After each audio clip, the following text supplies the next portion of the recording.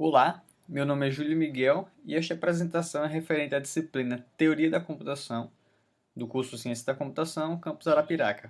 Essa disciplina é ministrada pelo professor Alexandre Paes.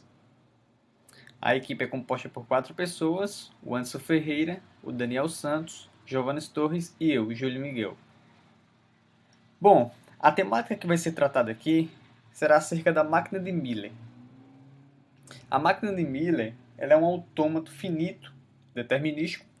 Também pode envolver o não determinismo nesse tipo de autômato. Só que este tipo de autômato ele é uma extensão do que conhecemos por autômatos finitos. E o que motiva a máquina de Miller? Os autômatos finitos estão restritos a várias aplicações práticas, pois as saídas limitam-se somente à informação aceito e não aceito. Então convém estender a definição de autômatos finitos para que as aplicações práticas possam se abranger mais.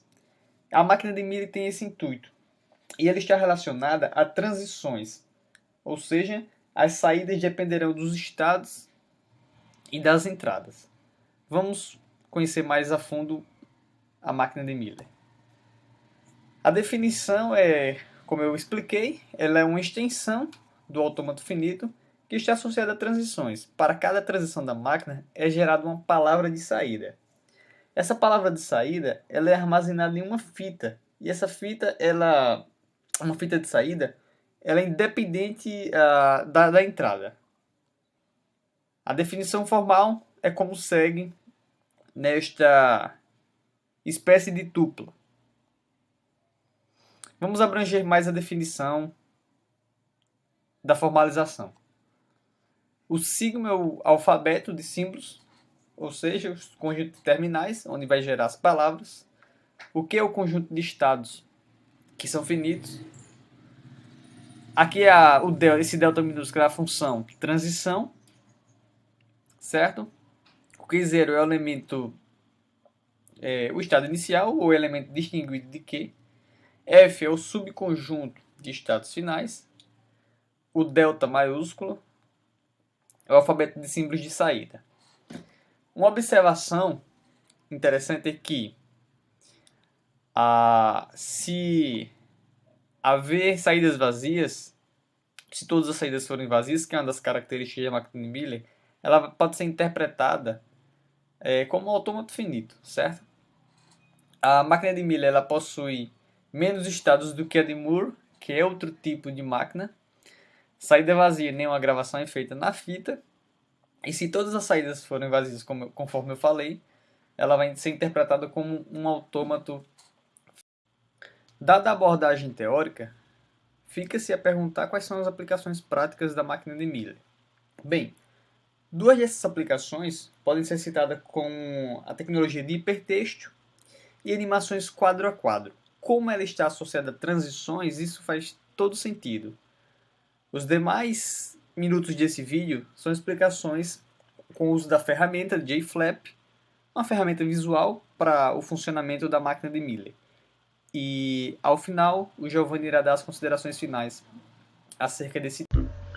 Bom, meu nome é Daniel dos Santos Silva e vou colocar aqui em prática, vou construir uma máquina de Miller usando a ferramenta JFlap, uma ferramenta indicada pelo professor Alexandre Paes, da disciplina de Teoria da Computação, e vou colocar aqui a prática do que foi dito pelo aluno Júlio Miguel, que deu a parte teórica do assunto, e vou colocar em prática usando essa ferramenta. Basicamente, a máquina de Miller vai conter 4 estados, para esse caso que eu estou fazendo aqui, esse exemplo, Q0, Q1, Q2 e Q3. Vou colocar o estado, as transações de um estado para o outro.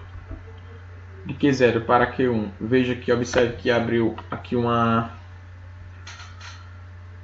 caixazinha, onde no lado esquerdo aqui vai ser o meu valor de entrada, A, e eu vou colocar meu valor de saída, que vai ser 1. Né? De Q1 para Q2, eu vou ter um valor de entrada P e minha saída vai ser 0. De Q2 para Q3 eu vou ter um valor de entrada A e minha saída vai ser também 0.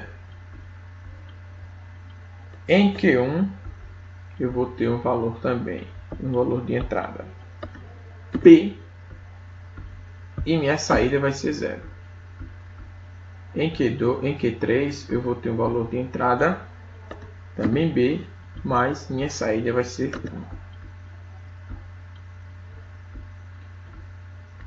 1. Devemos também aqui escolher o valor inicial.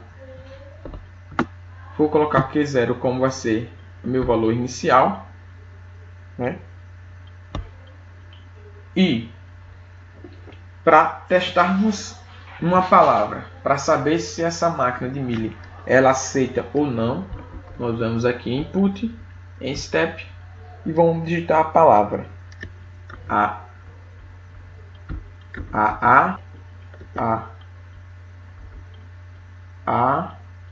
B A. Vamos testar essa segunda palavra.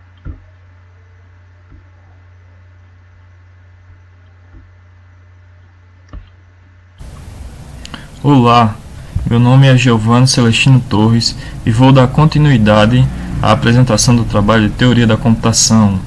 Algumas considerações sobre a máquina de Mealy. Na máquina de Mealy, a saída Y pode mudar em qualquer instante em função da entrada X.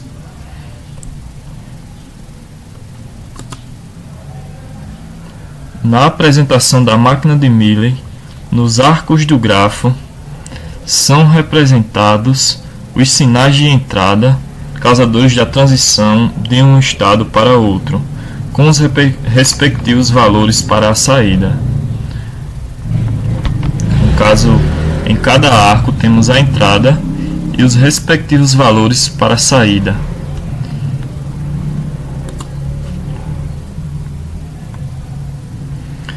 As entradas interferem nos estados futuros e também na saída. E as saídas dependem da entrada e do estado presente. Temos aqui as entradas, que dependendo do valor, pode ir para o próximo estado ou, a partir dessa entrada, já ir direto para uma saída, gerar uma saída.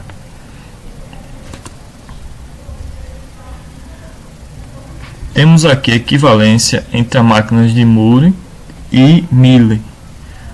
A máquina de Moore, as saídas são função apenas do estado presente, não das entradas. As entradas só interferem no próximo estado. As saídas variam sincronamente. Resposta mais lenta ou inexistente a variações na entrada. Já na máquina de Mealy, as saídas são função do estado presente e das entradas atuais. As entradas interferem no próximo estado e também na saída. As saídas variam assincronamente com as entradas e a resposta é mais rápida a variações na entrada. Vantagens e desvantagens. Na máquina de Mealy, os ruídos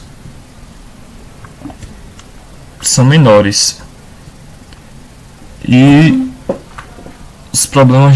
existem problemas de amostragem, mas porém são mais fáceis de projetar e a quantidade de estados é menor. Já a máquina de Moore possui mais ruídos que a máquina de Mealy. Dado uma máquina de Mealy equivalente a uma máquina de Moore, podemos afirmar que o número de estados que a descreve pode ser simplificado até um número de estados menor ou igual a qualquer máquina de Moore equivalente. Ou seja, máquinas de Mealy, na prática, são de implementação mais econômica. Em contrapartida, podemos afirmar que máquinas de Moore podem ser munidas de maior estabilidade. Aí fica a pergunta: Moore ou Mealy? Em geral, a versão Mealy de um circuito sequencial será mais econômica de componentes físicos, hardware, do que a versão Moore. Como a saída depende da entrada, valores incorretos na entrada durante o ciclo de clock podem afetar a saída. Isso pode não ocorrer na versão de Moore's, pois alterações na saída e no estado só ocorrem na transição do clock, com melhor sincronismo. É isso aí, obrigado.